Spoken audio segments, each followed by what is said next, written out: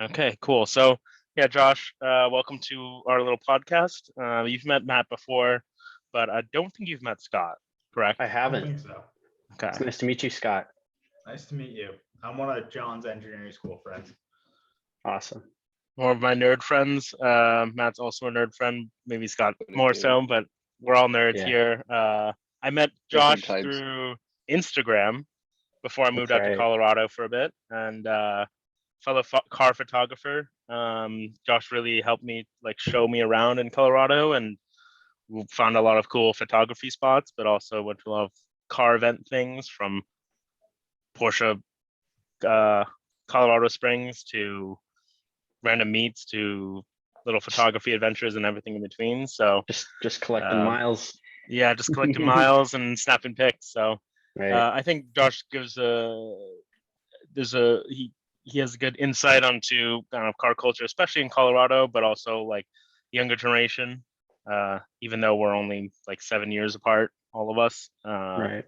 I think there's still Haber's a from generational change. Yeah, 2010. Haber's closer to Josh's age, but not by much. Right. Um, Matt's also like spiritually like 90 years old, but that's like a Yeah, topic I'm for spiritually every way single. older than you guys. So, Exactly. But yeah, Josh, do you want to introduce yourself a little bit more, kind of how you got into cars in the first place, and then how it blossomed from there? Yeah, sure. I've always been into cars since I was, super young. I was pushing Tonka trucks around when I was 3 and collecting Hot Wheels, and always had one everywhere I went. And kind of kind of just into all things like transportation when I was younger. And once I got into high school, I picked up a camera and got into photography and started going to car shows, and that kind of just meshed together perfectly, cars and photography. So just been kind of doing that ever since, and just growing knowledge. And I find it interesting that you entered like let's say the car scene and car culture more definitely because of photography. Like you mentioned, all your other friends were doing photography around cars, and then that sort of like segued you in, right? Right. That definitely helped with networking a lot, meeting people that also did the same things. So Yeah. yeah, definitely. Yeah. At least for me, I've always done photography since like high school, but it never was really around cars. And meeting Scott and Matt was not through photography. It was just like general nerdism through cars. But adding the photography aspect was sort of like a later thought. So it's a little different for me, but it's always interesting to see how people like enter it. Some people enter in like weird ways, like they I don't know, for whether they had cars that like friends that were into cars and then they like entered it that way. Some people were like into bikes and then like needed something safer and then entered it that way. yeah, There's always that was different kind of stories. my start almost. I Was mean, it? so I always had the itch for cars. Of course, I could go on and on about, like Josh said, having Hot Wheels cars. Actually, funny tangent about that, if you don't mind. Go for it. One time I was traveling with my family, and as any normal single digit boy, I packed all of my Hot Wheels cars in my pockets and then went through a metal detector at the airport and started crying when that went ballistic. And it was like fistfuls. I mean, it must have been like well over a dozen cars like stuffed into my pockets. But yeah, I mean, I've had the toy cars and I had the Tonka trucks, and I loved trains and anything automotive, boats when I was a little kid as well. But when I got to high school and it became a little bit more like, you could take on some of your own responsibility and kind of self-guided learning. First was a motorcycle club. So I had John, I know we were just briefly mentioning bikes before we got started here. I had a teacher who was a huge Ducati guy and had like hot rod cafe racers for basically his whole life. Like that was his kind of thing.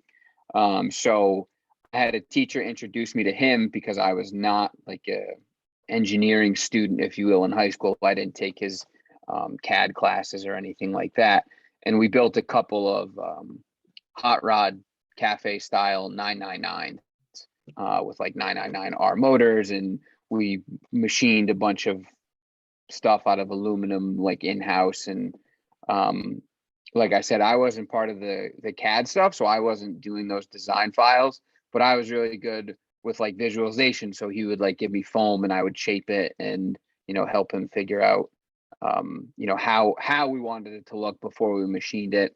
And then I also took pictures for him and for our website, which I kept updated. It was like website blog, kept that updated. And then from there, I was like, oh, this is really cool. Let me pick up a camera. So I took like our photo 1 or 2 class. I think we used like a Canon T5 or something like that. And I really enjoyed it from there. So, you know, just kind of looked for different avenues to continue to explore it. And luckily I found John at school and we were able to make a deal, and I've had his Nikon since, and that's been a big blessing for both cars and my photography skills. That's cool that you still have it. I love that. Yeah. I've been meaning to get more lenses, but current financial situation has postponed that for now. Yeah, you need to get a car first, dude. Yeah, right. iPhone pics are the ones that get the Yeah, most come likes on. anyway. Yeah, Everybody knows exactly. that. Everyone knows that. Dude, it's hard having multiple expensive hobbies, man. I just there's already photography and cars. That's kind of enough for me right now. So And Oh, you're on yeah. adding something else especially as a expensive student, is, man. I couldn't afford anything. yeah, dude. So. Stay away from watches. Exactly. Yeah. That's why I can't get into watches right now. Yeah. It's always Yeah, I I actually love cars, so that's a big plus. there you go. Definitely a Don't plus. take pictures. I didn't know that Yeah. about your bike story though, Matt. That's actually really interesting. Yeah. It was honestly, it was a lot of fun. It was basically just like junior Baja. Ironic that I'm wearing the Baja hat now, because it was like I was basically the only kid that was like, yeah, I like numbers and art, and all the other kids in the club were like, oh, I get to machine this with this bit, and this is so exciting. I was like, you guys are nerds. Like, I have no idea what you're talking about. But like, yeah, I like motorcycles and you like motorcycles. And, you know, a lot of the guys in the club, like, you know, they had pickup trucks, or a couple of them had, you know, cars that they would modify and whatnot. In typical beige fashion, I had my grandma's old Solara, and it was bone stock. So still got made fun of for that, but you know, it was all in good fun. So did I had a that Civic, so What's that? I had a Civic, so that's worse. Yeah. Yeah. it's at least age appropriate. Yeah. I had a Civic Come on, on room, retirement age. which definitely makes it even more age appropriate. Civic in a what? A Civic that I ruined, and Oh, then that you bought ruined. up your exes. There you go. Then you bought WRXs. Nice, yeah. Big step up. But did you is that where your Matt, is that where your love for convertibles started, or did you love convertibles like way before then? Because you're one of the few people I know that's so adamantly convertible. Yeah, honestly, that's a really good question. I don't know if I have ever really thought about it. One of my earliest car memories, this is not convertible related, but I'll get there, is my grandfather had I think it was a year 2000, I want to say STS. It was like the full size Cadillac. It was black on gray, and it had 2-stage heated rear seats. And I just remember there was like one like cold wintry night that I turned it on and I was like, this is the greatest thing ever. So I think that's where like my affinity for like luxury features came from. He also had I think it was a 99 CLK 320 convertible. And I want to say maybe that is where my love for convertibles came from. Shortly thereafter, like probably the same year, well, maybe year 2000, his neighbor in Massachusetts had a Prowler, and he was like, oh, come on, I'll take you for a ride. And I was like, 3 years old or something.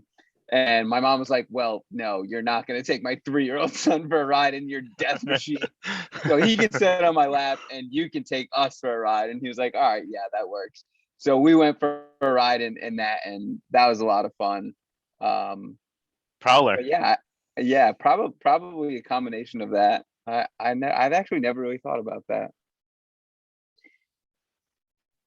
Then your spiritual home just became Boca. From that on. Yeah, well, so my That's where he's gonna retire to. Yeah, my persona became Snowbird, basically. Yeah. Just like, luxury features and convertible weather. I like that you're adamantly about that, because I talk about this with Josh sometimes. It's just like, it feels like almost the car person, the car enthusiast, let's say, of like the late teens to your late 20s. It's just like, it feels like such a cookie cutter. I hate using that word, but like cookie cutter aspect. Like everyone's just into making their car like 600 wheel and whatever, Right. and do like just like roll race Pop stuff. tunes. Wait, Yeah, what? pop tunes. That's what your takeaway was from when we were in our 20s. I thought it was just like everything was slammed. There's that too. There's that Yeah. too. But it just feels like everything is. It's almost like the way people go about modifying their cars or just enjoying car culture just becomes like the same thing. But then Matt's he's always stuck out to me because he just goes like, screw that, like only Big, pastel, slow, yeah. big slow Good. pastel Fuck convertibles yeah. with all the chrome. Everyone wants to black everything out, and like Matt's just going on in his own direction. So Yeah, and I think you make a good point. There's obviously like stereotypes, and we have Miata memes and everything like that for a reason. I think maybe I've brought this up in conversation before, maybe not with all of you guys, but especially with like more modern vehicles. I would say honestly anything within the last like 15-20 years. Some of the performance vehicles that we aspire and really admire are just like too fast for the street.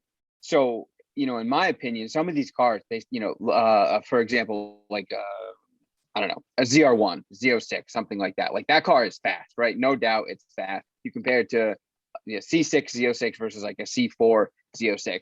The C6 might as well be a Pagani or something crazy. Significantly faster. And to me, like you drive on a public road, obviously, some people speed and you can go above the speed limit, whatever, but you got to respect it to a exponential more extent than if you're on a track. And a lot of times the most enjoyment that we get from our culture and our enthusiasm is just cruising with friends. And how many times were we in the S4 and it was like you just lean into the throttle a little bit just to let off so you can hear it go guk, guk, guk, guk. Like it's not always at 9/10 where you're like, yeah, I'm alive. That's when you're like, oh my god, I'm gonna die. Like so I really enjoy that you get more of the sensations at a slower, more moderate pace, even if that means the car's 200 pound heavier, or there's less rigidity and you feel it squidge over bumps. It's like, okay, well, you could be in a stiff race car. If you go over a bump, it's going to chip your tooth. If you go over a bump in a convertible, at least you have room to not hit your head. Yeah, I think my mark of a fun car is if I can pull 2 gears on an on-ramp and not merge at double the speed limit. It's pretty much fun. Short gears only. Exactly. Well, but it's like that at that point, it's like the E46 where do you was use like that? Perfect. And then the Mustang was too fast. Yes. It's like the top of third in the Mustang merging. You'd be like, oh, I'm going 120. That's nice. I mean, it's just so. The reason I like say the cookie cutter like generic stereotype is like everyone like you buy an M4 and then everyone's like, oh, what are you putting a 600 wheel to it? You can do it for $2,000. I'm like, I don't need that. I mean, like I get it becomes like a very red-blooded kind of like dick measuring contest that you need to have more horsepower than the next person. I also don't like that everything gets stiff. Yeah, that's a big one. Like roads that are good to drive on in the mountains usually aren't smooth. Yeah. No. Fact. But most people's like perception of this is a race car is like being stiff, but like if it's actually a good race car, they have very good suspension. Most people don't equate just like stiff ride, because I always hear it's, oh, you can make your car so much stiffer in the corner. It's like, I don't. That's not actually the correct way to go Yeah. about it. And I Like, think that's what they compliance dreamed from like track time, compliance gives you time to like adjust at the limit, whereas like a stiff car tends to snap, snaps. Yeah. which kind of is scary. Yeah, there's definitely Like, a lot I less like the forgiveness. progressive feeling of something soft. And same with Like, I tires. I mean, was people never go for gonna change the suspension on my 846. It was too good. Same with the Mustang. Like, Yep. feeling something made it progressive and fun. yeah. You could And I lean think into the same slide thing a with little bit. tires. It's just like people want to have the grippiest tires, and I'm again like not. I'm definitely guilty of doing that as well. But like people go for super sticky tires and then don't realize like the limit handling of it is just so much spikier. Like it'll just snap on just you once you get to the get limit. Not to whatever mention it the needs- equivalent. I think there's PS5s now. Just get those. Yeah.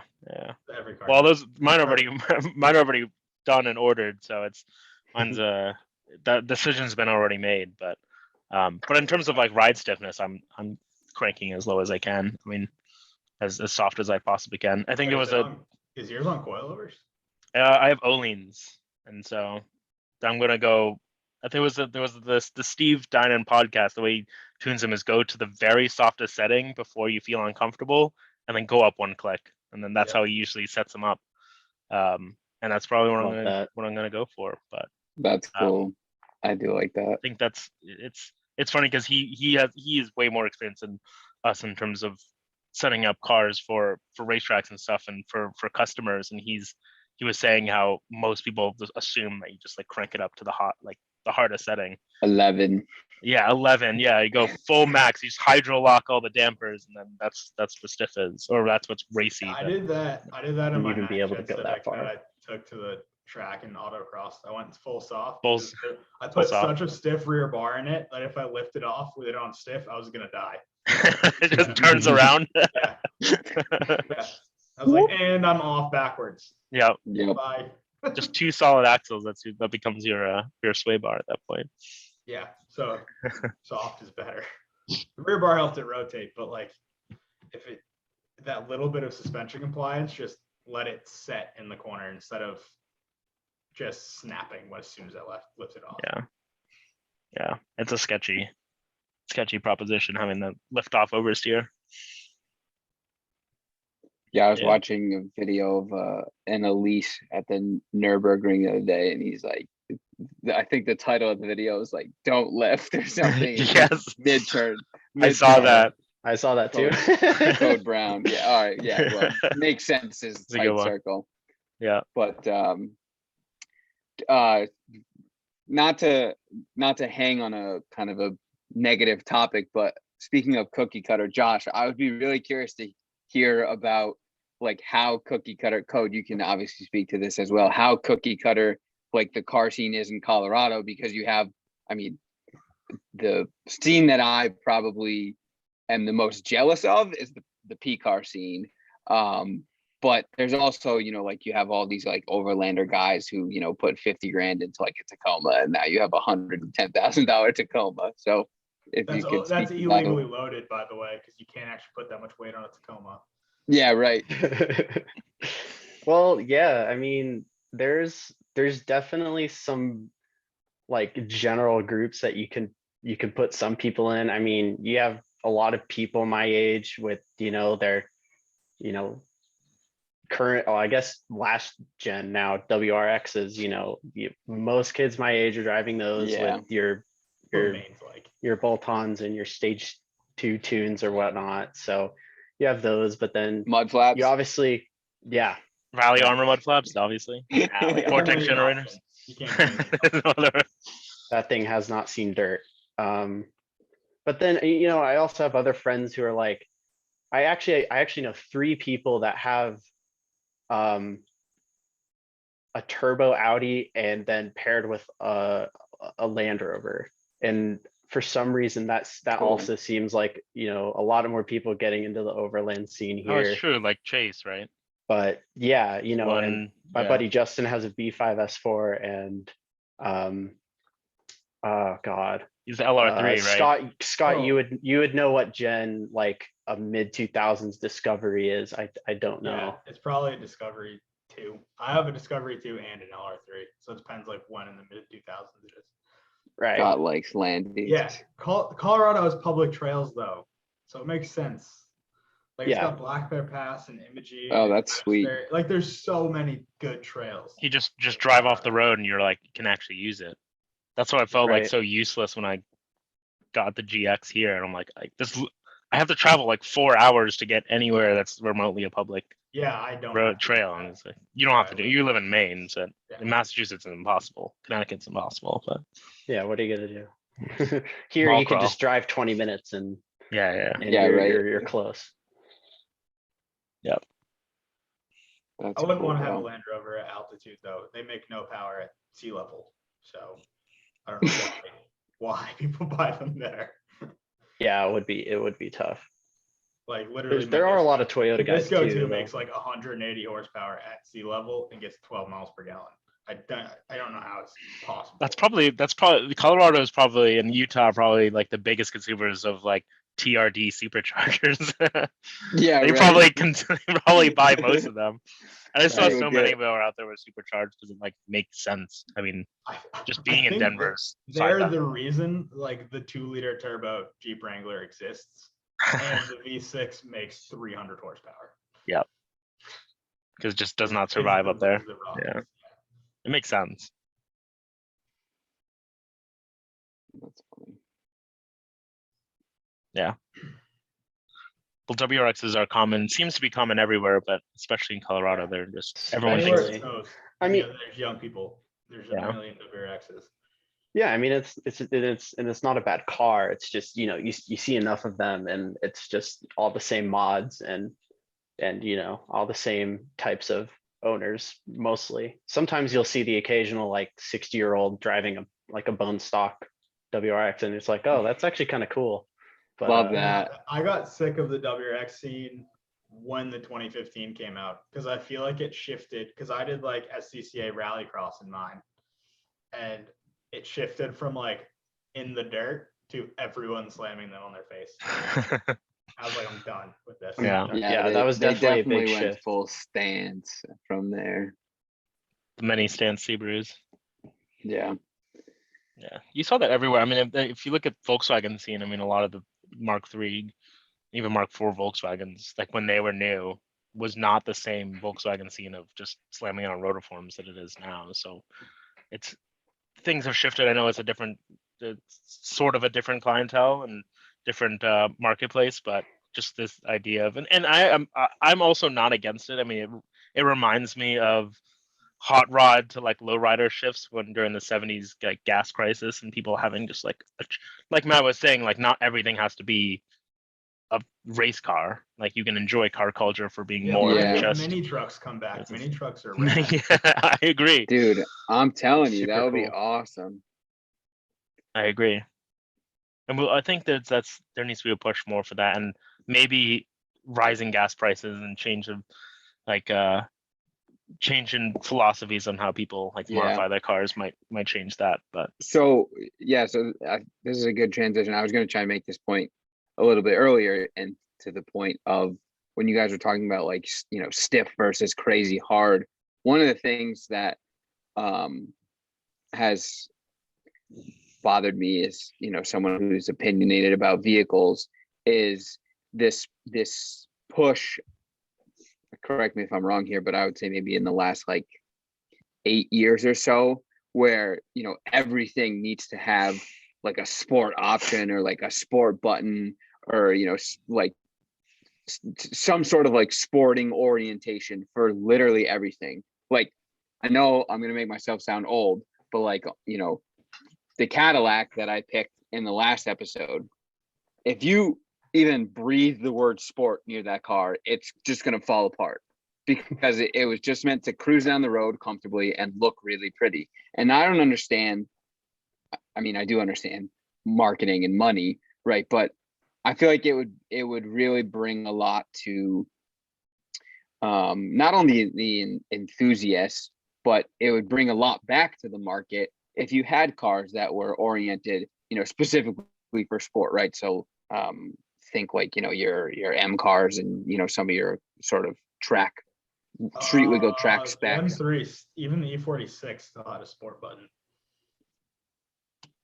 Okay. What The did it do? E39 M5 had a sport button. It came out in 1997. Yeah, that's But it was true. mostly just like, I mean, that was before adaptive suspension. But It was like okay, so throttle Literally all it response. did was just What- make the throttle open earlier. Just like throttle it. E46, that's all it did on the what year did E46. the E39 come out? You said 95, 97? 97. 97. The M5 Okay, was so 97. in 97, the W1, that was the second to last year of the W140. And I'm pretty sure you couldn't get the W140 with anything bigger than 16-inch wheels unless you bought like the Grand Edition, which came on, I think, 17-inch monoblocks, and an AMG, which came on bigger monoblocks. And now you can't get anything smaller than, I think, a 20 on the S class. And That's because if you put 16s on it, it looks stupid. The whole thing was designed around 22s anyways. yeah, Like, around Cars are donk just wheels. bigger, so you have to make No, the cars big. are just, but do you see the point that I'm trying to make? That it's just like, it's kind of frustrating that, everything needs to be sporty, and that that manufacturers don't always focus on, making a car like exceptionally comfortable, or, something like that. Yeah. I have actually a lot to say about this, but I'm gonna let someone else do that before I start going on a little I tangent. think it's because engineers can do both now. Like engineering's come a long way, especially in the automotive sector, and like Yeah, you absolutely. can do both. Like I think everything with MagnaRide really shows that. Both is completely possible. You don't need to pick either or right now. And you have to be able to market the car. And something that's just like a big boat is really hard to market because you have to fit it into 30 seconds. What do you mean, bro? I'll buy 100 of them. Matt, you don't even buy one car. What are you talking about? Yeah, to add to Scott's point, though, I think marketing, a lot of it's marketing led. But also when you get to like, if you look at Alpinas, they run like crazy tiny profile tires and are stable to have like very good ride comfort. But a lot of it comes down to like expensive suspension geometries and like expensive dampers. And the bad side, if you can put crazy like soft springs and dampers onto a car, and then when you try to make like a pit maneuver at 60 miles an hour, the whole thing flips over. And additionally, it's like more people are having, remember like early 2000s, this was when we were pretty young, but like I remember seeing like national news segments on like Ford, what was it at the time, like the Explorers of the early 2000s, and there was like a big push for like rollover safety because so many people were rolling them over like no business. And it's because they had pretty soft springs and they were pretty like comfortable, especially compared to today's stuff. But center of gravity became higher. They had these like huge sidewall tires, and like the moment that they took a turn pretty fast, they just flipped over. But it's like hands tied behind your back because everyone wants to buy these SUVs and like higher ride height cars, and then consequently, unless you're having like a really expensive mag ride system or expensive dampening, which most people aren't buying, the majority of the market still wants higher level like vehicle cars that can also be able to not roll over at the moment they see a turn. So it's like, the answer would be have a car with a lower center of gravity, like lower roll centers, and then softer springs. But like market's not really leading in that direction. And I think, at least from just basic geometries, I think having electric cars with really low battery placements and like softer springs are probably going to help, and the mass of the vehicle is going to help dampen a lot of those imperfections in the road. So I think that looking forward into electric cars is like a plus, but it is like it's a compromise no matter what, and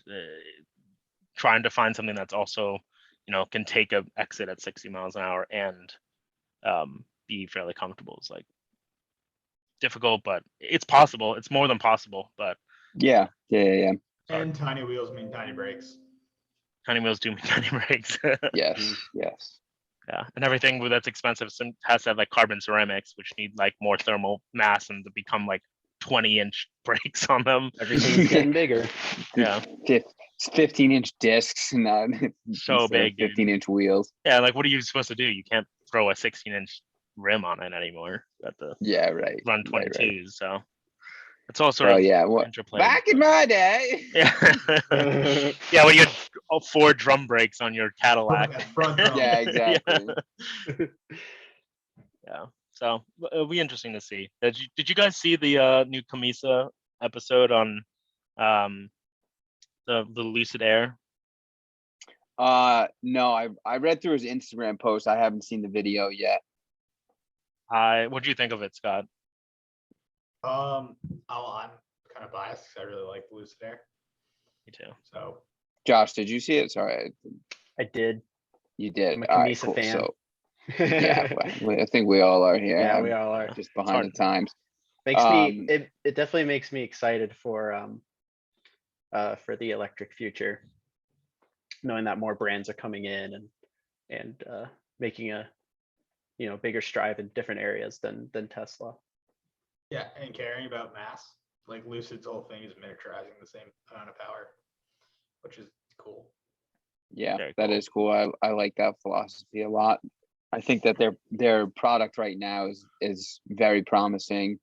Looking forward to seeing more of it for sure. And like we've talked about, man, it's like we should have started.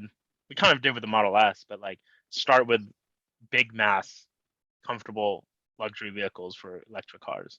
Yeah, I get the absolutely. acceleration thing's one thing, and like I'm having a reactions video on TikTok to people getting launched in a plaid. Like it's one thing to catch attention, but like Right. realistically, like I'm not But getting stirred it emotionally. sold everyone on EVs, and like I agree. it's a world beater. Yeah, it shows that it can be faster than everything, and I get it.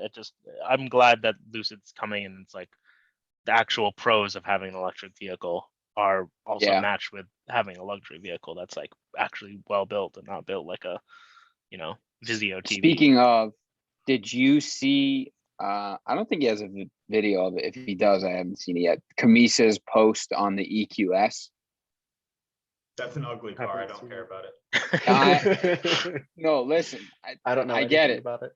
As a look it up. Mercedes aficionado, it's incredibly disappointing. It makes the 222, or excuse me. EV means you can do any shape you want, and they I know that. I know. They chose a crescent moon.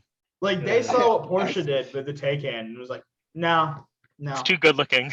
It's too pretty. We got to do something. I saw someone made a meme on Reddit the other day, and it was like leaked. The headline was like leaked EQS AMG photos, and it was literally just a picture of an Apple mouse, the wireless mouse. I was like, yes, magic literally, mouse. Yes, yeah, exactly.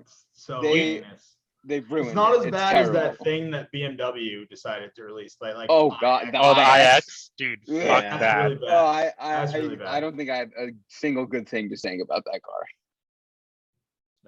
It's I mean, awful. I like the 296 GTB. That's a cool plug-in hybrid. Yeah, that thing's very pretty. McLaren Artura, I like that too. Oh, that's also very nice.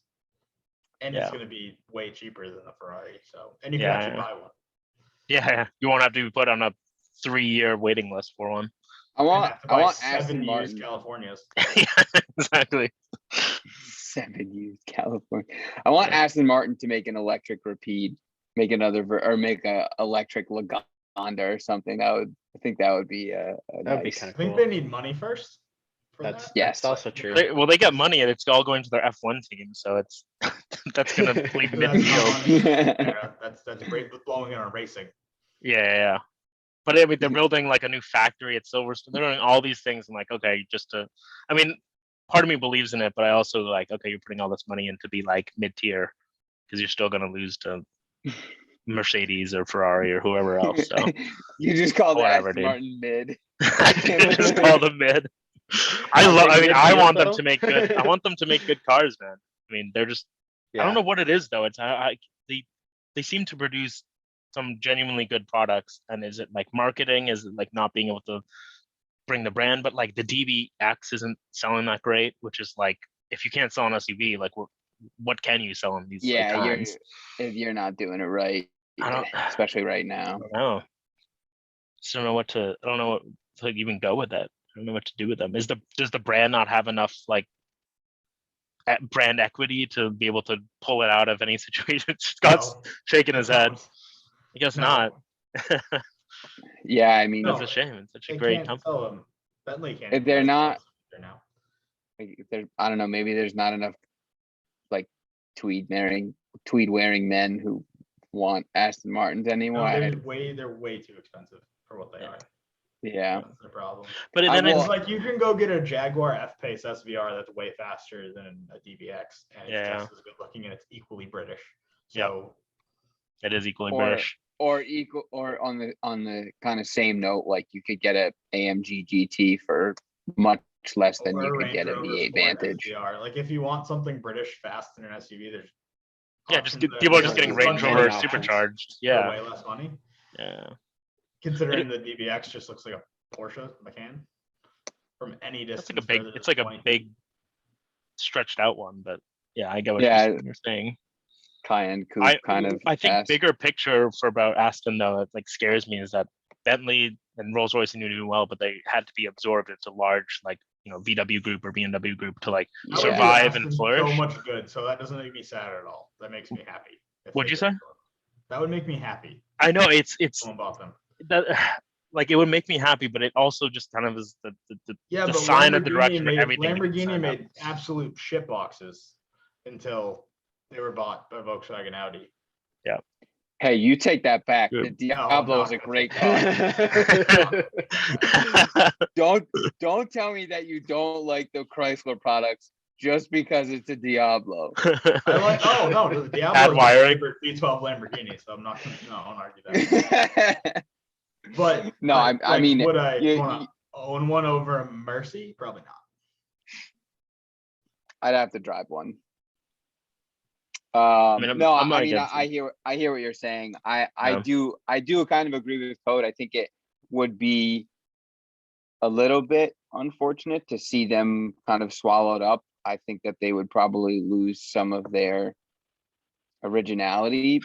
That being said, Code, feel free to chime in here when I'm done. I think they've already lost some since they've kind of acquired a lot of parts from Mercedes, Command and the V8 and whatnot. Yeah. But I would much rather see them get absorbed and continue to make products, because especially like their Halo stuff they put out in the last couple of years, like that crazy Valkyrie and the Valhalla. What was the Valkyrie? The Adrian Newey no, not the Valkyrie. What was it's like AMR something. It's like that 7-speed based off like the track car. It's like it's like the track only one Vulcan. V12. The Victor. The Victor. Is that what it's called? 6-speed one. One of one. I couldn't think of the name. One. They should have made more of the 101 car. Yeah. Well, cool. I mean, but the point, their special projects are phenomenal. And I would love to see them continue to do stuff like that, even if it was struggle to sell those. Oh, they struggle to sell more than 5. Yeah, because then you're competing with Ferrari's like VIP list and the one-off Ferrari.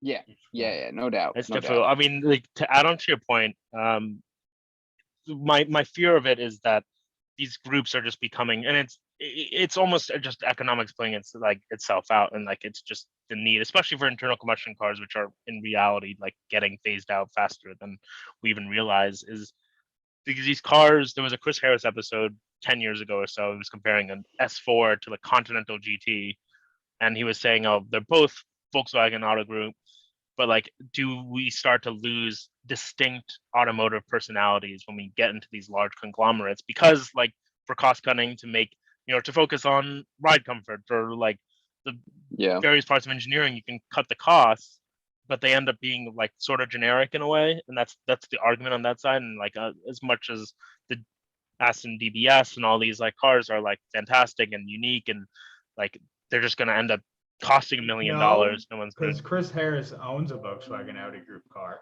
He does. Well, He seems to does. think that it's Yeah. fantastic. Yes. He has Yes. a Yes. ton of yes. personality. So he literally retorted his own point by buying a GT3. Porsche. I feel like Porsche's. I'm not saying that it's he would. That was the argument that I was making. Not saying that he was agreeing with either side, but it's just once when you get to Huracans, they're R8s. Ferrari is its own like little thing, and I feel like they're their own enigma, but it almost feels inevitable that Aston's gonna have there's to get definitely like still absorbed. cars with personality because like I was 10 days ago at the FCA dealer, and a Dodge Durango feels terrible. And does not feel anything like a Wrangler, which is also terrible, but has character. Yeah. Old terrible. Yeah, it's got character, and they're under the same roof. Even like it's the about my Grand age. Cherokee to the Wrangler is entirely different than the Grand Wagoneer. So no, Automotive identities is probably a term I would use instead of personality. I'm not saying they don't have personality, just similar personalities. Also, I think every one of the muscle cars, like when I was shopping for the Mustang, I drove all of them, and they are all so different. For the same group of cars, like the Mustang, the Camaro, and the Challenger are so different. Yeah. The Challenger is the most different. Like it's a muscle car. It's in its own game. Yeah. Yeah, I mean it doesn't have like, any when you say sporty potential. Anything sporty besides going that's as close to like really loud Chevelle LS6 as you're gonna get in 2020. Yeah, it really is. 2020.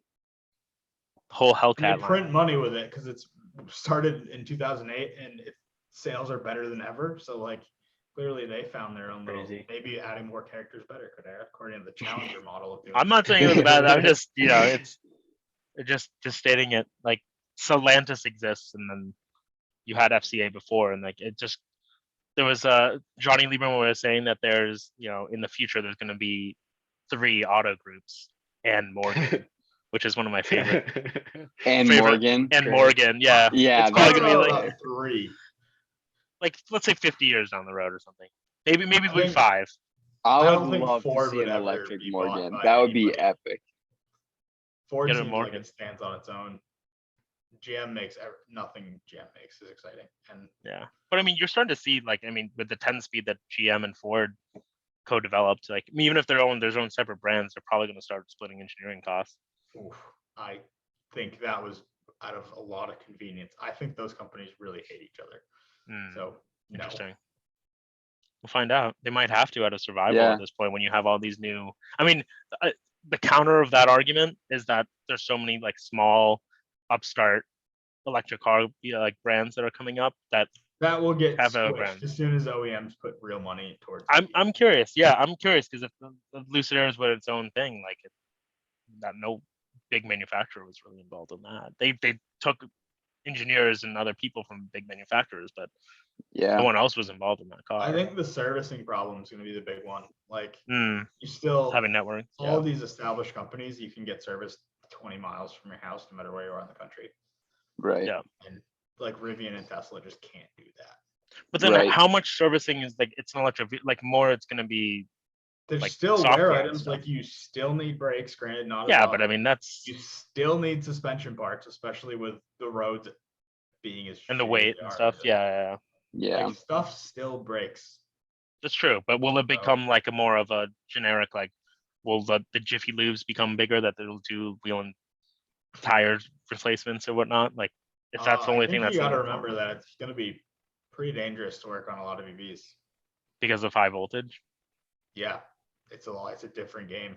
Yeah, I think the battery swapping thing will be, but I mean, like an electric motor itself, like that's simple. That can go forever. Yeah, line attached to it will. Yeah, you better hope it's grounded right. Yeah, but I mean, that same argument can be said about there's 16 gallons of explosive liquid that's in the back of your vehicle now, and someone's smoking a cigarette. Can't do is when you're changing a control arm, the gas zap you. Like bad ground sends electricity to a lot of places. Yeah, you're gonna see some big zaps.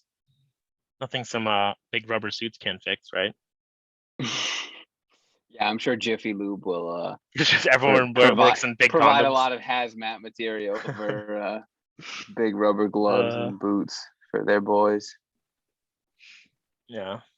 And I think the rest of the car is hard to build, so people are just going to inherently trust the old companies to build their EVs. Yeah. No. It'll be interesting. It's all the SAE magazines that I'm getting, they're all like nonstop about it. I mean, everything from the engineering side to the Oh no, it's the only thing it's that matters. literally the only thing that matters. At is my work, electric it's cars. the only thing that matters is EVs. Yeah. Yeah. I mean, Platform sharing alone is reason enough for them all to move to EVs. Yeah. It gives you so much freedom. but again, I think that brings up to the point where if they're all sharing a platform, that's going to eliminate so much personality and character from Once you again, know. I'm gonna say the Ram TRX has no character compared to a Ram So- work truck. There's none. It just is the Hellcat same motor. platform. It's the same. No, It's funny. I think there's definitely still personality you can engineer into the thing. No, I and I'm not disputing that at all. I'm just saying, I think there will be less of it, and there's certainly the possibility of it being more prominent if there is Yeah, mass maybe. I think sharing. they'll find ways because for some reason people think the TRD Pros are different than every other Tacoma or exact same. Yeah, talk about a brand exercise right there. It's People just called need the a TD. badge.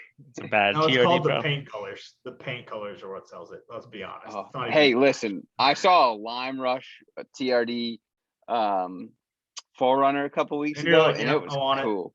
Yeah, Gotta get I was that like, voodoo I was like, blue I would never Tacoma. drive that. I would never drive that, but that's cool. Well, if Yeah, that's the one of one my way to bring it neighbors back, has let's do a it. voodoo blue Forerunner. It is rad. Oh, I think that was 2016's color. Yeah. really cool. That I like Voodoo Blue a lot. I also like Patriot Blue, and I really wanted to buy a Luna Rock. I honestly wish I did, but yeah, Yeah, you could they're live in cool. it. Yeah, Get unemployed, living in a turd bro. if I put my skis on the roof and moved to Colorado, I'd be like every other ski bum. Yes, you would. Speaking of colors, though, I know we had exercised this in the past, and there was no heads up about this, but let's do top 3 favorite PTS / individual paint a sample of whatever brand colors. Oh, Whatever love brand. that. Oh God. Yeah, any brand.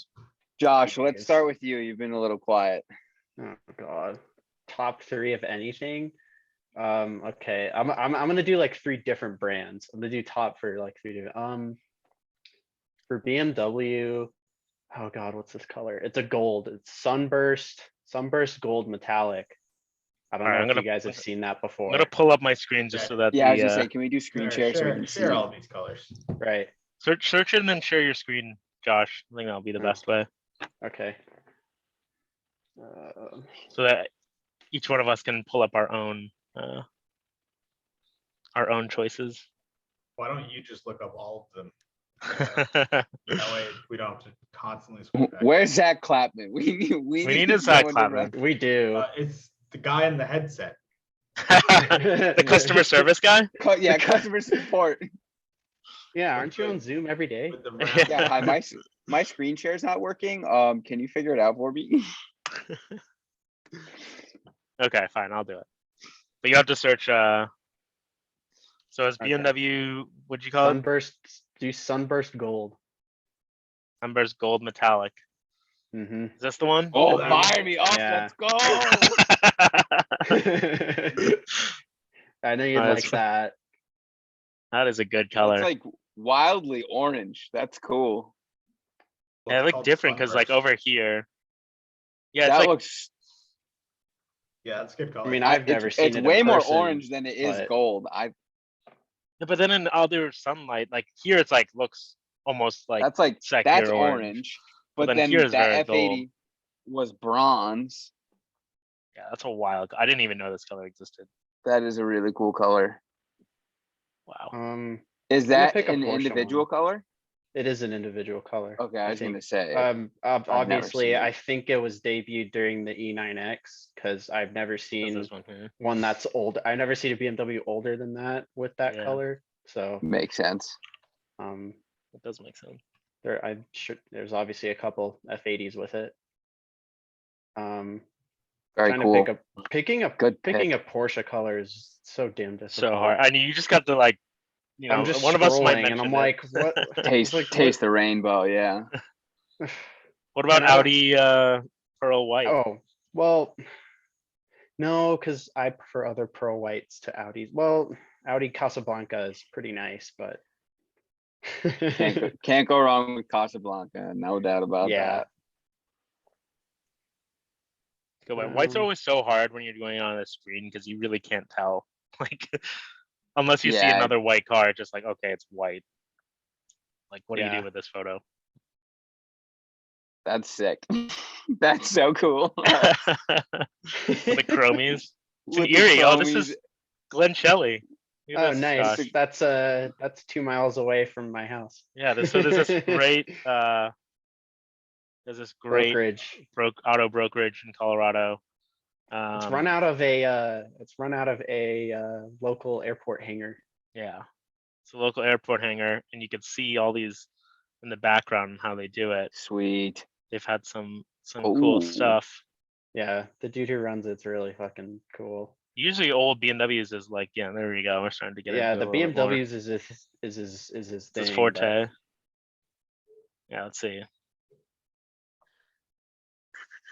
I've actually come across cars from this dealer before. I didn't even You've realize had it. to, yeah. You always recognize by like the airport. It's- hangar. I mean, this It's huge. so Yeah, cool they- because every time those you see a photo E28s. with that, That thing is Ford sweet. V28s. Yeah, such a cool place. Ooh. Those hardened wheels touring. on that. Touring. Oh, I know. Let's look at that one. Josh, what do you if you want us to come back to you, I can bring up you know what? For my, I'll just do oak green for my Porsche color. I think it's a very good all around color, and I think it looks just as good as the modern cars as it does the old air cooled cars. And it does seem to work. That is a very good point you make, because some of the PTS cars, like some of the pastel or like gloss colors don't always hit the mark on the modern cars, Yeah, Right. and vice versa. I Right. totally agree. And Like, and some colors have been so, popular on, you could say, I don't know, like maritime on a 964 RS, and you might put it on like a 991, and it's just kind of, you think of one color, and it draws you right to that specific model of Yeah. car. And Yeah, that's what I mean. Now that although we're on that starting to see 997, it Ruby's actually looks kind of nice. immediately take it back. Never That's the danger of PTS. That's yeah. Dude, it matters like the photo too. Just there's so much variation. But I know what you mean. Like, I know where your train of thought's coming from when you have like a color that's so Iconic. like iconic to a specific car, and Yeah. then when you start using it on other ones, like it just doesn't ring the same. Maybe because we associate so deeply with a specific generation that mentally we Yeah. just like can't remove it from that car. But Wow, Maritime Maritime's- 965. Woof. yeah, right. Where's the Maritime 965? This one? Scroll up a little bit. Yeah, right there. Yeah. Oh, 14 minutes of a Maritime 965. Say no more. Send that to me. Whoa. Yeah, Okay. those are cool. Matt, what are you thinking? Boy, Can't wait to see your beige options. dude, I don't know. I want to see some I want to see a top tier beige color, because Well, never. your BMW Sunburst Gold is a great. I didn't even know this one existed, so I'm glad you Yeah, that open is my- really cool. opened my I eyes. didn't to this know one. Yeah, that I'll either. put you on the best BMW color. Matt, if you want to, Um, if you're gonna take a while, I can also go back to Scott if you need a. If you need a Yeah, second. go to Scott. He's a little Give more me a decisive than you second. are. Oh, yeah, definitely. I 100%. apologize. You want my first one? Yeah. Land Rover Arles Blue. It's the best. Best, Pardon? best ARL. What is it? Arles? ARLE. Blue. Yeah. Don't get mad. That Oh, color. that's nice. That's because it's fantastic. Oh, that is really Mm. cool. Yeah, I'd It get kind that of on the reminds me of Defender 90. Oslo. It Not does to look be like It Oslo. does. A little Uh, less Portion less nerd, but saturated. Yeah, Yeah, I like that. that's good. Next one, because Ford is Wimbledon white. Wimbledon white. Of Wimbledon course. white. Yeah, this one's iconic. Oh, Very that's deep into great. the creams, Oh, hell yeah. Mm. Take it the back to the 60s 60s. creams. Yeah. Yep. The GT350 Heritage is the best with white with blue stripes. Yeah, and that was like a Modern thing with the Network. current GT350, right? It was to bring back Wimbledon Yeah, on the Heritage Edition. on the Heritage That's Edition. awesome. Yeah. And it looks so good. I was about to ask if they still offer it, so that's cool. Yeah, there it is. So good. Okay. very Lastly. cool. And then Argento. This is the Oh, Argento of car. course. Great. Mm, Really can't fault this one. I think silvers are the most Oh man, I should have picked that damn underappreciated silver. one. Yeah, well, this one's, I will say, I think the That's best tedious. silver. It's So it's very, very, very It is good. the best silver. it's hard to beat Argento. Where's the TDF you're seeing that I passed it? Especially when you see it on a car that's usually red. Oh, Right above where you are right now, a couple above. Oh, lovely. very pretty. Yeah, that's nice. no, I see the other one. Yeah, that is silvers, especially when they get more. That's why I get mad when people go like Nardo or something doesn't show like these angles, the shadows and highlights that you get from like very heavily metallic. And there's just so many contours on these modern cars that it gets hidden, right? When you just have like flat Nardo or something like that, right? Yeah. You don't get those highlights. But what a great color. I think Scott, it was you that got me onto Argento, and I haven't like let go since. Yeah, it's so. like ingrained in my mind because there's a silver Enzo that is kind of near my house that I see every summer, and it sears into my brain. I mean, that'll do it. I don't think I've It's ever seen iconic, Argento. The guys Enzo. owned it since I was a kid, so Legend. So just owning it there, it's probably made millions of dollars. yeah, that's exactly what it looks like. Oh, wow. So And pretty. Yeah, it's super cool. That's absurd. It was cool. I think it stuck in my head because it was like a super subtle color on such a crazy like pantomime car. Yep. Yeah. The more and more of these have grown on me. I remember like I know that they are inspired by F1, but the more and more I see it, like that nose cone looking thing just starts becoming more and more relevant. It just looks like the era F1 I Ferrari think car. it's ugly Yeah. as balls. You think it's You ugly think as it's balls? ugly? Yeah. Really? Not pretty. Interesting. I don't particularly like the Enzo look, but The It is F50 very you iconic went from from the the 2000s. F50, which is stunning. F50 Most is people, nice. most people F40 think is this nice. is. I know there's now a resurgence of F50 love, but like that's always been the one of people that are like, oh, this one was ugly, and then That was I think my the rear wing is first- just such a good design. Yeah, the Yeah. integrated That was rear wing is so my nice. first favorite Halo Ferrari. Like I like the F50 way before I like the F40. Yeah, I Interesting. liked Me too, it because it actually. was like I the used to have 355 on steroids. 1/18 scale, Sweet. one of those. Yeah. fitting. Look at that. Oh Yeah. God. I actually have a picture of that as a Do you know like why phone we background like it, size. Timber? Is because we played Need for Speed in the 90s. In the Yes. late 90s. Hot Pursuit 2 had it. Yes. Yo, hop And like pursuit that 2 is rear where end it's is at. just ingrained. Yeah, Yes. I remember it. From playing Although I Need for was Speed. a the same reason McLaren I like the F1. Diablo so much. Fair. Oh, Played Need for Diablo Speed is when the you were a same kid. thing. Diablo. Diablo was- does things. Matt, have you picked 3 colors? No, but I have one, so it's a good Okay. start. Okay. To answer Josh's beige, I'm gonna have to go with smoke silver metallic.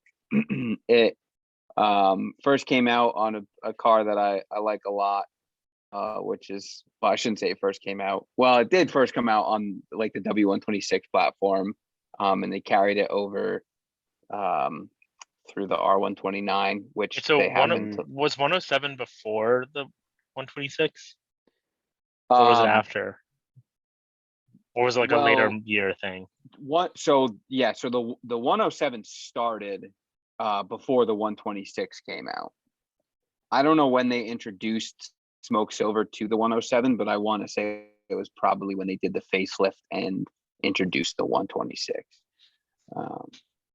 And then so they carried it through the 129. They brought it to the 140 as well. Yeah. Mm, It's like a okay. beigey silver. Look at that beige on beige 129. This Two one. tone. Boom, baby. Yeah, boom, baby. Two-tone beige. Listen, if you find one that has nice Porsche in the background. If you find one that has like the sport pack, it actually looks like not grandpa-y and it's very tasteful. Yeah, do like Smoke Silver. I even like it on the 190E even. I think it looks pretty good on there too. It's honestly a very pretty color. There's a lot of depth to it, and So is this Smoke Silver like when they get like beigey with it, or is this Yeah. is this Silver Arrow, whatever, a different color, or is that the same color? It's like so a that's not Silver Arrow silver, but it is silver. Yeah. Yeah, shocking. Wow. There was Only a Benz enthusiast is like, no, it's silver, but it's not. It's not silver. Yeah, it's not that silver. Not there that there silver. are I don't know two what I'm bases. talking So about. there's Smoke Silver, and then there's what is it, desert silver or something. Should be called Desert Storm Silver. Sounds like a great name. Sounds like a video Desert game. Tan. Yeah, it does sound like a video game. But yeah, very, very like 90s, but also tasteful. Big fan of that color. Geez. I'll throw one in there that I like, which is Yeah, please. the good old mint green. Hmm. I think that's one of my favorites. And it's Mhm. hard because people constantly Why? bring up. What do you mean, why? Love it. You didn't expect a loud reaction from Scott. This is the most polarizing color you could pick. That's true. Should have expected it. My mint green. It's so loud. It's so loud. I'm just I'm glad you in and out didn't of look it. it up by L22R, because then I really would have made fun of you.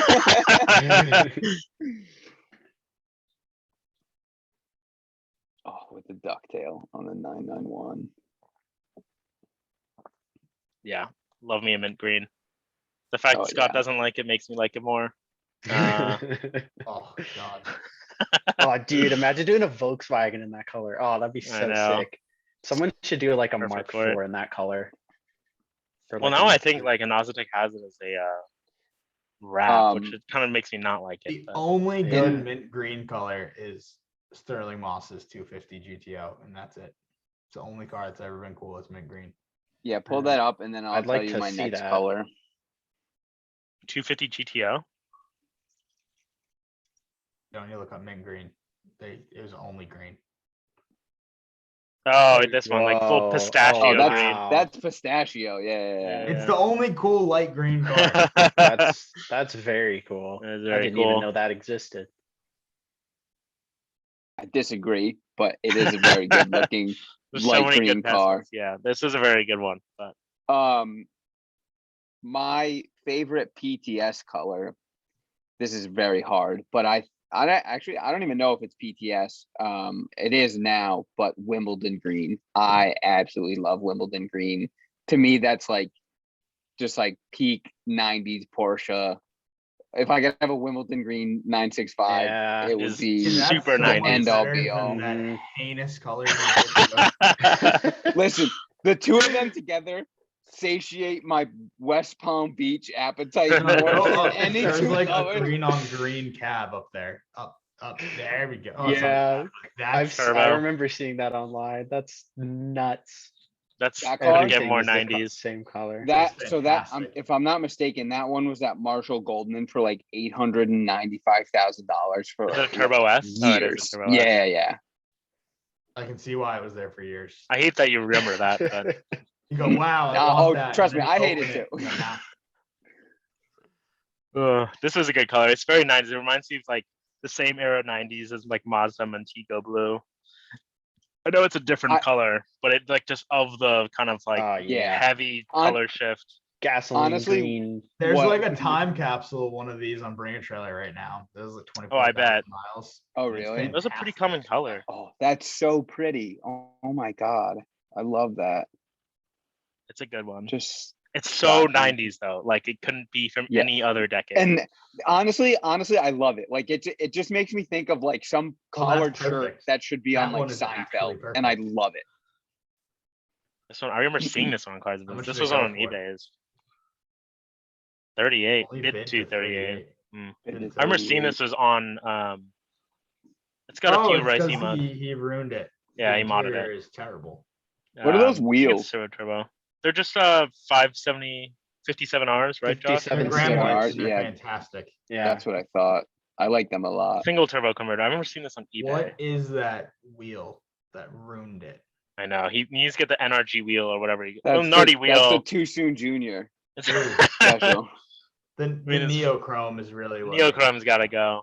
That's probably an NRG like wheel hub or something like that. But the rest yeah. of it's pretty. the rest of it's good. I mean, those are simple mods to get away from it.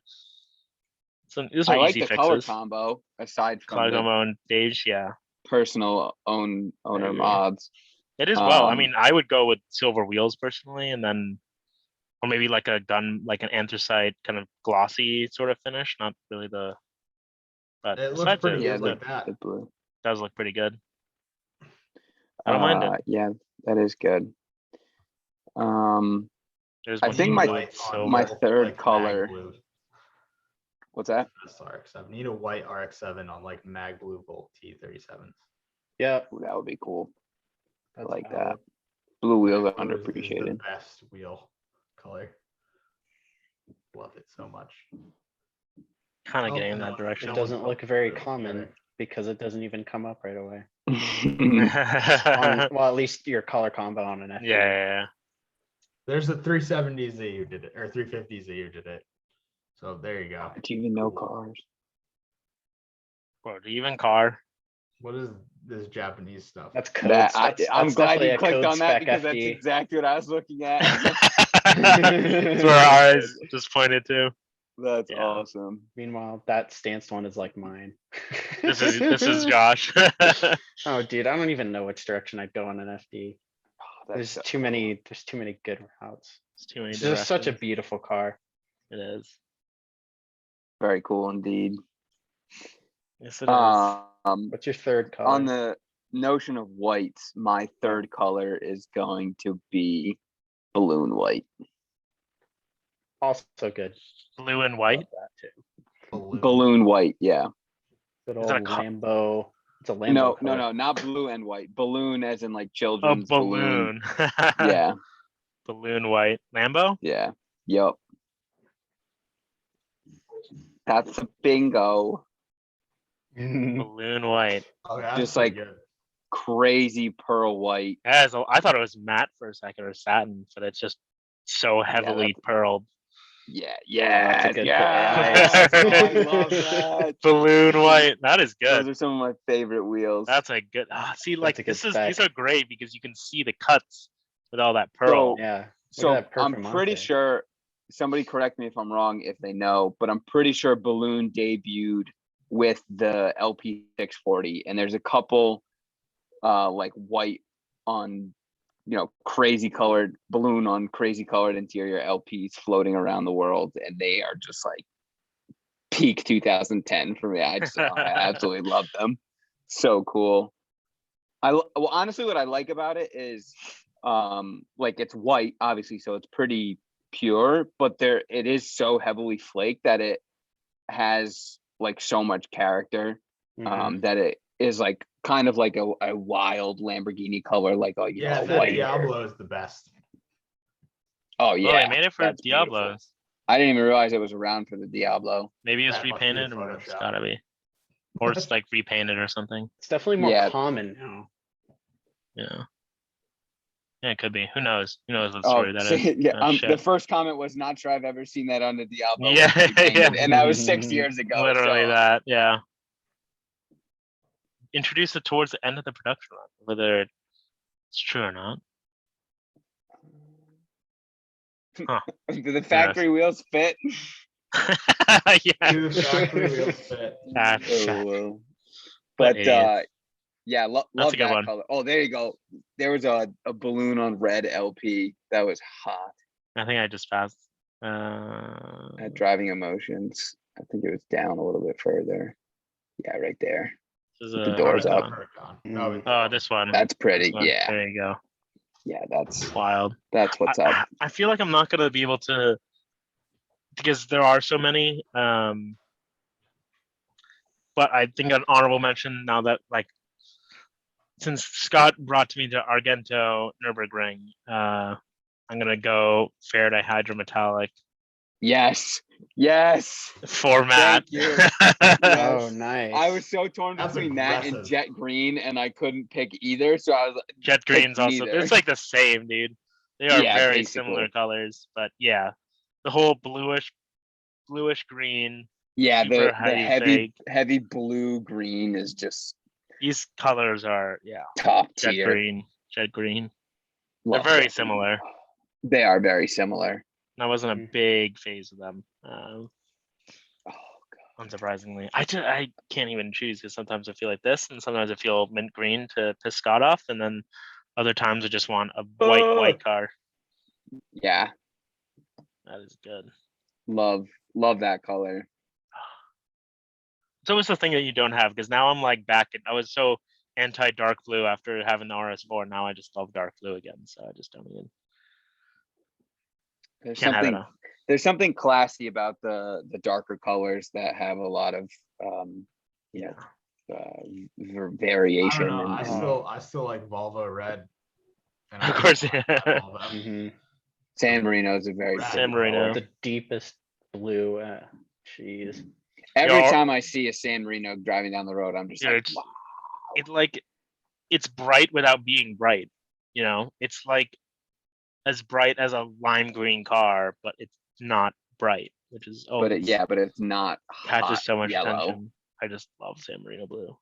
John, how about you throw the bluest blue in here, and you know what I'm talking about. Oh yeah, we all know what I'm talking about. Oh, San Marino M6 on ADVs. Yeah, there you go. There The we bluest go. blue. Yeah, There you literally go. the bluest blue there ever did blue. Look at that. How blue it is. Yeah. That's pretty Yeah. blue. It's blue. The Jeep I just ordered is pretty blue. Jeep's Hydro Blue is really blue. Hmm. Pretty Yes, it aggressive. is. Hydra? Yes, it. Hydro Yeah. Blue. Hydro or Hydro? Hydro. Okay. It's That is blue. pretty blue. Hmm. It's blue. Pretty nice. That's pretty blue. It's a For a little second, bit I thought darker from on the here. JL than it was on That the looks big. good. I Yeah. like that. Actually, that's something I wish we had, like a paint specialist that came into our podcast. Because I had this like question about like colors sort of changing with manufacturers throughout the years. Like, as an example, Audi Daytona Gray from like the early 2000s on Jake's RS6 is a different Daytona Gray than like if you bought a current RS6. And I don't know if it's I don't know if it's a chemistry thing, or if it's like manufacturing process or something else that changed, or like actually, in the paint mixture they decided to like add more reds in it or add more different flakes. But it's interesting that they still call it the same thing. And I'm sure like throughout the years, I know like people have used like fish scales for different whites before, and like different substances get banned. But I'm very curious about it and how that actual oil versus water-based paints, and Yeah. there's just so much Absolutely. to it. I think Volvo's passion red has stayed the same. It's just how red can we make a paint? Is it more red than like guards red? Dude, it's got like no flake to it. It's just as red as paint can So get. good. Yeah. There's like single stage super red. That's funny. Fire engine. I'm curious. We need like a Toby-esque kind of person to talk about it, because like single stage paint's another thing. Like they mix like the actual clear coat with the paint like back in the day, and then now I love single stage paints. It's so cool. I like the practicality of single stage paints, because if there is a chip, you can fill it easily. If you get Yeah. a chip in balloon white, you are SOL. Well, it's like, I mean, that's like a topic now. It's like going to expels and different paint protection films to help cover it because it just Yeah. becomes like such a process now. But then like you see some old single stage paints that are like the original paint and it looks like it's never been driven, but it has been, right? They just Right. fill it My in. Discovery 2 has single stage white paint and it looks like shit. So Right. There you go. There you go. It probably wasn't garage kept or anything like that, but Speaking of single stage paints, I love the picture of the F50 that did like the original Gumball 3000 I or know what you're something. talking. Yeah, And Yeah, the it's just whole fucking- front end is just stripped of color because this is dude, just the whole thing just got blasting through the sandblasted. desert. Yeah, literally just sandblasted the whole car. This one. Yeah, Yeah. yes. cool. That's awesome. yeah, I think speaking of that, What a way to own a Ferrari. the Enzo that I think Scott had sent, right, with like 90,000 miles. Someone had sent it. Was it you, Josh? Someone had sent it. The Enzo with Enzo? 90,000 miles. I think I Yeah. sent that. Yo, Yeah, what? it's I haven't Sounds like heard of something that. I would sell. Or I It's would something, send. yeah. I remember seeing it. I think Scott sent it.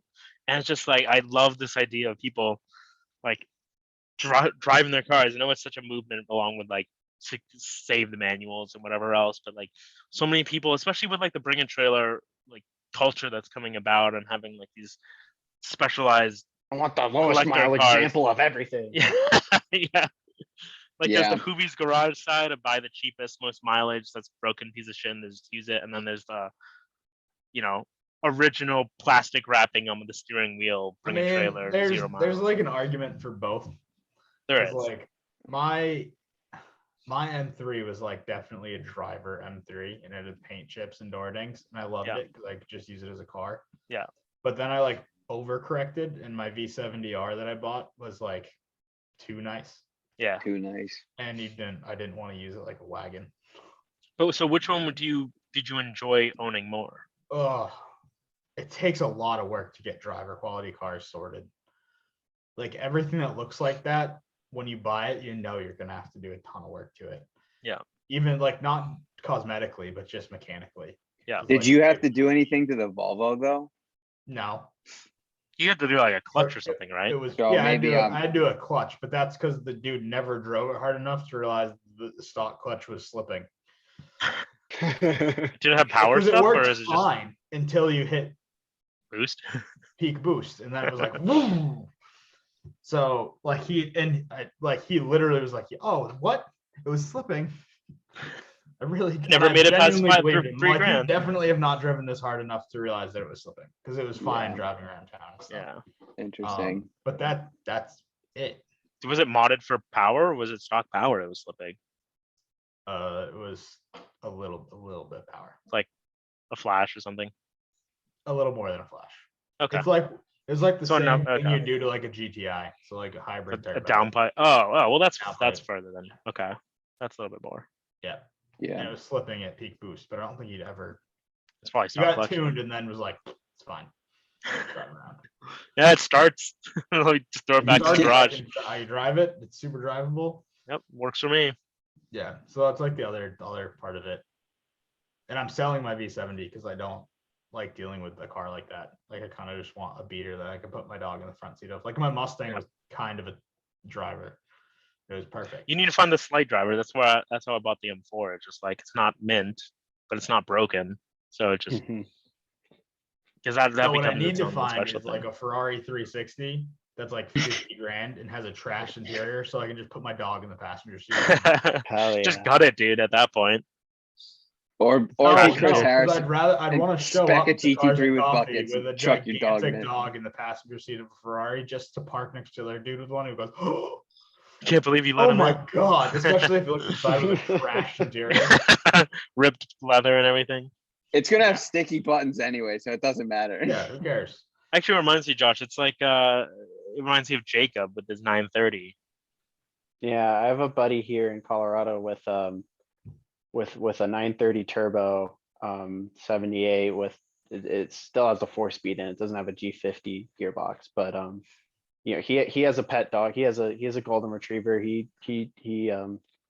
mind you, this is a pure That's a driver's lucky car. golden retriever. It has 60K miles, but It looks like it has 200,000 miles. Yeah, it's oak green, great. but the paint's chipping everywhere. It's But he just drives it's a the piss out of it. mechanically it's a very solid car, and he's strictly a That's driver. awesome. Honestly, that's awesome though. Just enjoy it for what it is. Like Still has save an oak AC green or car for the next guy just because it's oak green. Yeah. exactly. Yeah. I She uses My that. dream is buy a Ferrari and treat it like a Porsche. exactly. That is a great because in the other camp there's so many people that are buying Porsches and treating them like Ferraris. Right.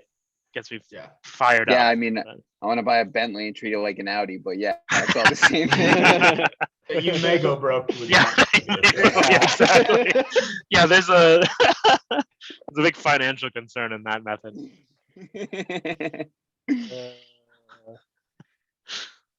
I want to drive a I don't know. Brooklyn. Yeah, Brooklyn's and treat it like a The most fiscally SI. irresponsible Bentley. The blower.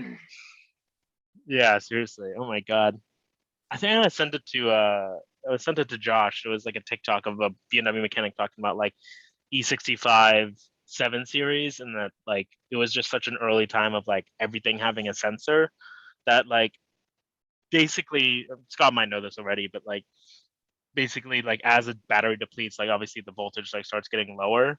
So then like in the BMW programming, it tells the alternator to work a little bit harder when the battery's like close to the end of its life, so that when you swap the battery in, you have to reset the computer or else it's Treats it gonna like the just old battery. overtreat. Yeah, it's gonna basically like overcharge your current battery. So a lot of people wouldn't do that. Although ours are super sensitive to that. Are they like you have that? to use OEM battery. Yep. Yeah. Like Because if then you overcharge change and then it all the at sensors. like all the sensors go haywire. Yeah.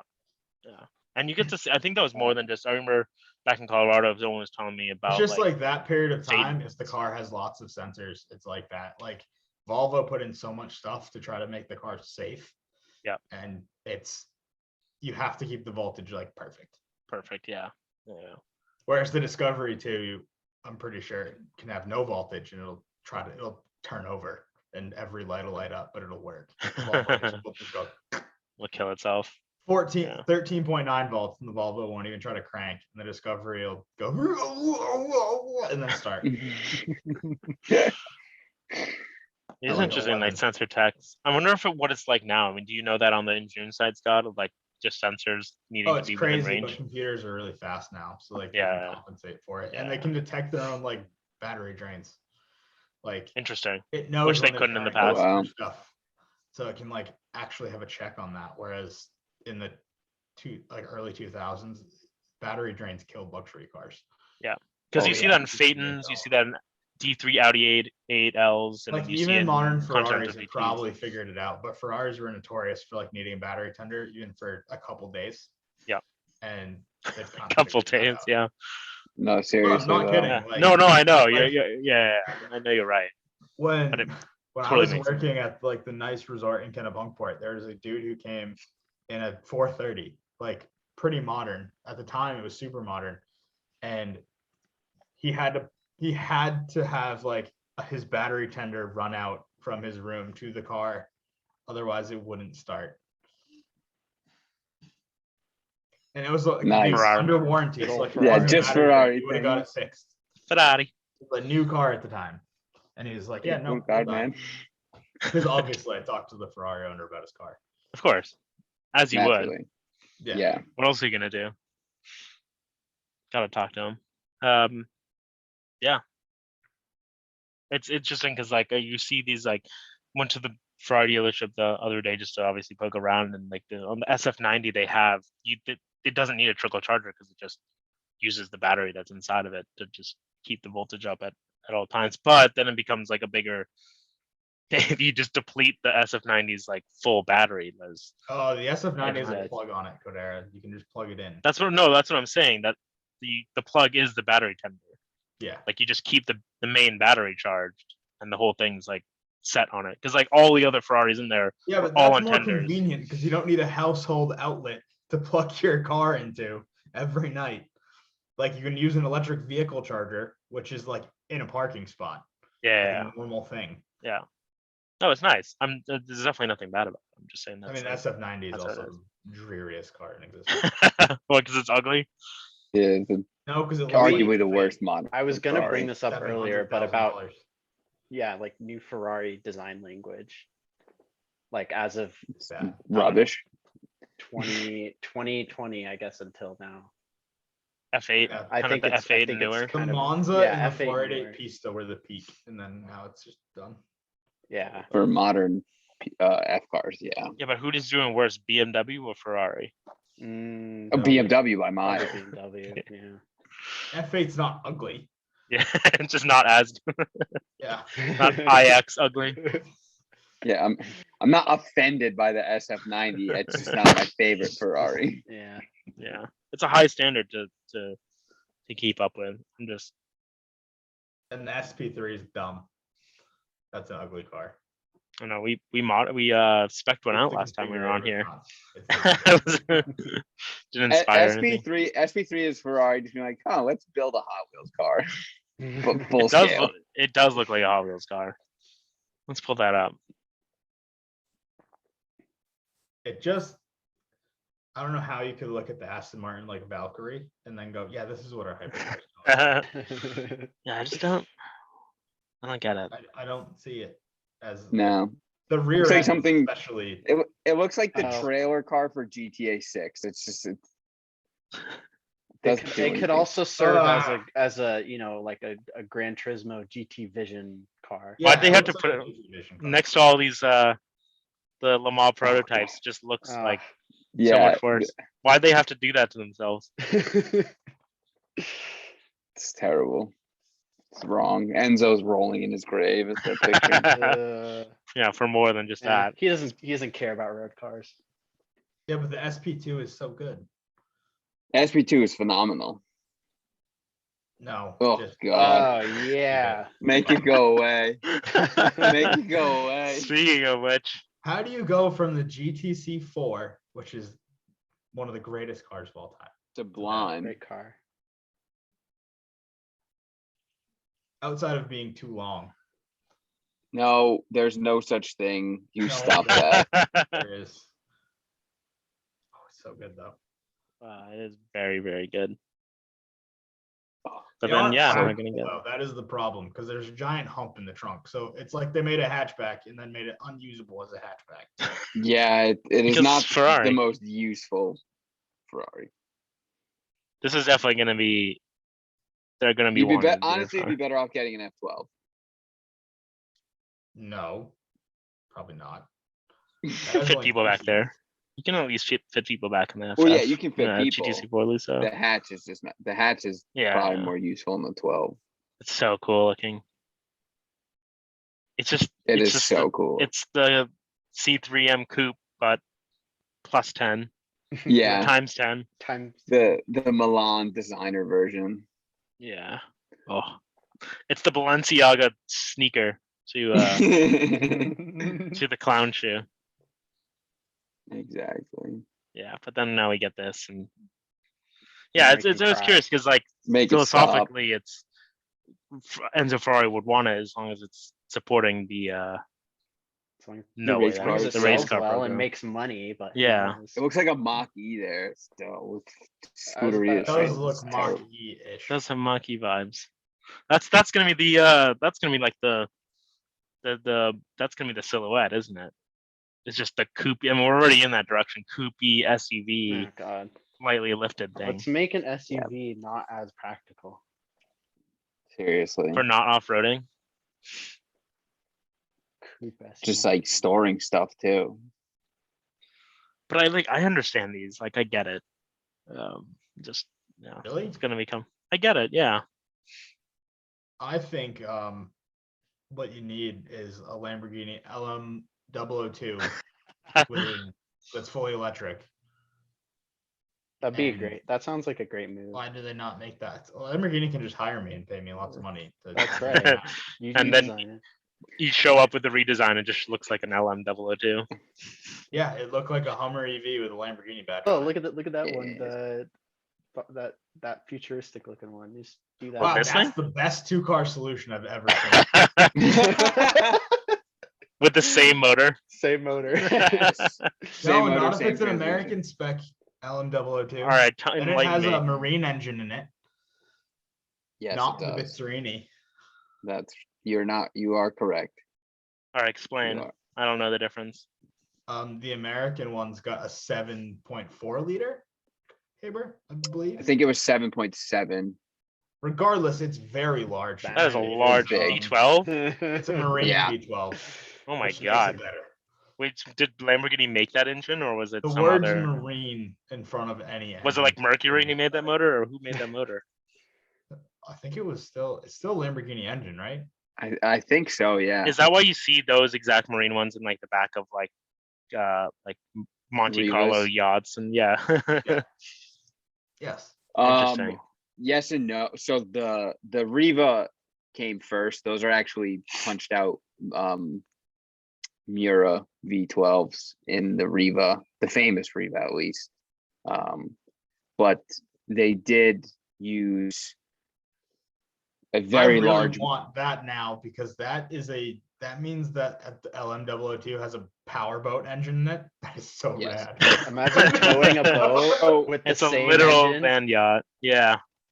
The That's- intent so it was originally supposed to be called the Cheetah, and it was going to be a military vehicle, and they put the boat motor in it because they wanted it to be able to run at speed for a long time across land.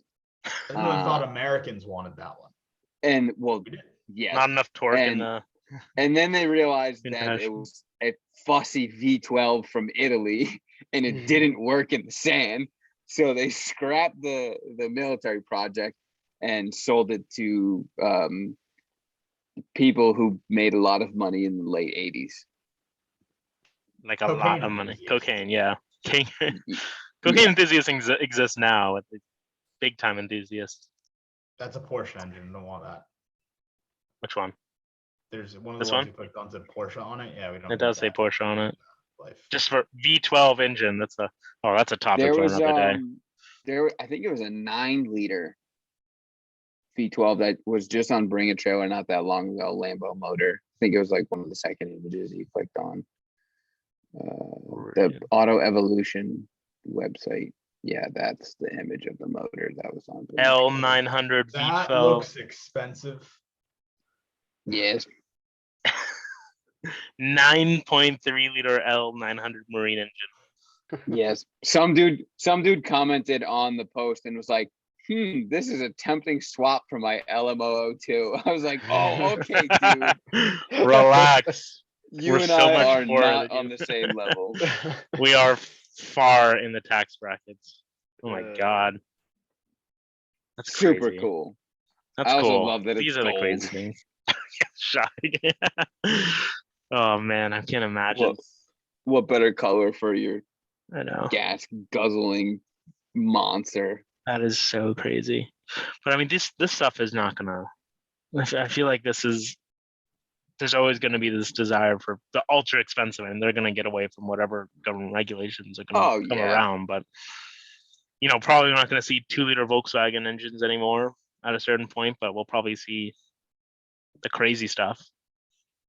Maybe not on the public roads, but this stuff is. Yeah, I was just gonna say, well, it'll still be there. It's just gonna be in like specific like almost sanctioned settings. Yeah. Historic racing. Historic racing. Great, That's the going to be greatest huge. kind of racing. It is. I think the last subject before we kind of close things out. But speaking of historic racing, I know Josh, you mentioned your love for GT1 and DTM, and I remember that was like an early thing that we had talked about. But I think last episode or a couple episodes we talked about Group 4 racing. I think that was Scott's thing. Or Group A racing. 308s. Yeah. That's the only thing that matters. Let's talk about race series of the early. Like, what is your Josh favorite historic racing series? Oh God, I don't know. I'm still learning a lot about it. I mean, you know more about DTM than I think most people. I do like 90s DTM. I mean, I think that was Does the very own an cool to have E36? I smaller feel like motors. every E36 owner thinks they're really into. No, I don't think That's funny. any E36 owner has made their car as low as as an actual DTM E36. Dude, all the stance kids, all the stance E36s they're just not unusable. Yeah. And just go through oil pans. What are you talking about? They're all the E36s I know are just slammed to the ground. Slam. I mean, Have a not to stock mention, pickup I points, mean, and so they're just DTM also helps BMW a lot in entering racing too. So yeah. At least the BMW you know nowadays. Yeah, I think the 3-liter CSL was pretty successful. And It was, yeah. yes, That's going back to it. And The 2002 Batman. turbos. Yep. These are great cars. Pretty cars. there's actually a great documentary about BMW racing from like the 3.0 CSL days up until like E46 DTM mostly. It covers a lot of that. It's called Adrenaline. Adrenaline. It's like yeah, Adrenaline, just like I don't know, Adrenaline BMW. Can't spell. BMW. Thanks, Google. Come on. Thanks, Google, for my inability to spell. Yeah, Oh, kind of it's pretty Is it good. this? It's Oh, interesting. mostly all in German, and I found it on a website with Well, that's good for with Matt. English subtitles. But with it was pretty E. cool, That's and cool. a lot of great stuff in that one. Interesting. And that's look at that. Oh yeah. Those cars of period. Don't even get me started on race portraits That's and awesome. period 934s and- racing photos. Yeah. I mean, that was a huge. How much of that do you think influences like your photography now? Is looking at like the style of like old film. I want to get into film, That's so so I mean, it's really inspired me to start going out of bounds. Yeah, I mean, you're seeing it now in your photos. You're like cutting back on the contrast and saturation, and really trying to grain. And my photos have become much more like that. I think it's just Mhm. style wise because we become so accustomed to like heavy blacks and contrasts and sharpness that you have like a pullback. I mean, we both used to shoot like that. Yeah, And just like now pulling it's back and soft like and soft and hazy and film like basically. yeah. Interesting. Adrenaline. I mean, you can just see the difference of like a digital shot versus like a film shot. I know this is edited, but just in terms of all the shadow detail Yeah, that you don't get from that's cool. that. Also shows how BMW design has fallen from grace. I know, not to remind us all of how much better BMW styling once was. Yeah, well, I guess on that note, Awesome. we'll end it for today. Thanks for coming, Josh. Yeah. I appreciate Yeah, you. Josh, thanks for coming. Thanks for having me. Talk. Good talk, and I'm sure we'll chat again soon. But any last words from you or Matt? Matt, you're Scott. Don't think so. Other No. than GT1 is better than DTM as well. Can't forget GT1. GT1s, yeah. Mhm. GT1's so CLK good. DTM. Those are my closing words. We gotta go to the. I know Josh is far from here, but we do have to set up a Audrian? How do we pronounce it? Brain. Oh, a drain. Audrain, yeah, that's how it is. Audrain museum visit because they have a CLK DTM and a CLK Yes. GTR. And Oh, okay. Need to see sounds that. great. I know. Let me pull that up before it. Dude, it was the video of it. Last time I saw it, where was it? Audrain. Yeah, all those GT1 cars are like poster cars for me growing up playing all the Need for Speed Yeah, games. it's hard. I mean, it's hard not CLK to, GTR is pretty high up on the list of as awesome. it should be for most. Instagram, look at that. There it is. Oh my God. That looks so cool. So cool. This has to be Redshift's car, right? It is. I think so. Yeah, it is. Okay. Nice. We gotta go because I doubt that's gonna Called be it. there for that long. Those Let's see Packards. what it is. You tell me, dude. It's past my that's past my age. Is that a 928? No, it's not. Where? Some kind. For this Whatever one? Porsche wheel that is. Might be a 959 wheel. Yeah, it is a Yeah, you're 959 correct, wheel. it is a 959. Oh Wow. wow. Yeah, next time I come Wrong out, I gotta gearbox. go there. Ooh.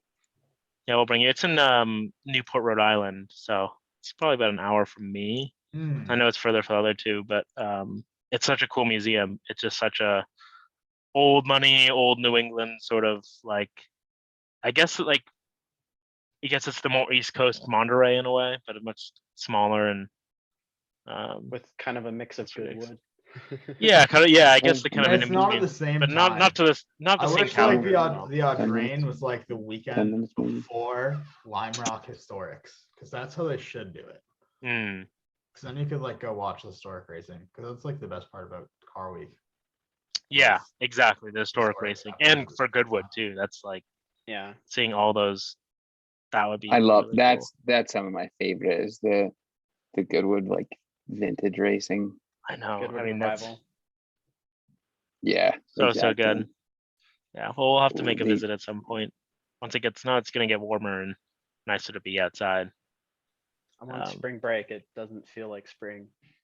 Yeah, the terrible times. Yeah, we're Yeah. supposed to get like 9 inches of snow here tomorrow. So Really? Wow, Oh my getting god, rain. you're getting It's like rain, you're not Scott. What taking am I getting? M4 out. Oh, it's- Not getting rain. M4's not going anywhere anyways. So I think that it's supposed to be pretty snowy though, anywhere not like on the coast, like anywhere not on the ocean. yeah. Well, I guess until next time, we'll I'll just be staying at home. M4's not going anywhere. Can't go anywhere. So, spin. anyways, so we'll end this. Thanks for everyone for tuning in. Awesome. Yeah. We'll have a new guest next week. If you have any questions or any like ideas for topics for next week, feel free to comment them down below. And since you're watching, just throw us a subscribe and a like, and we'd really appreciate it. It helps us a lot. So take care, everyone, and we'll see you next week. Thanks, guys. Take care.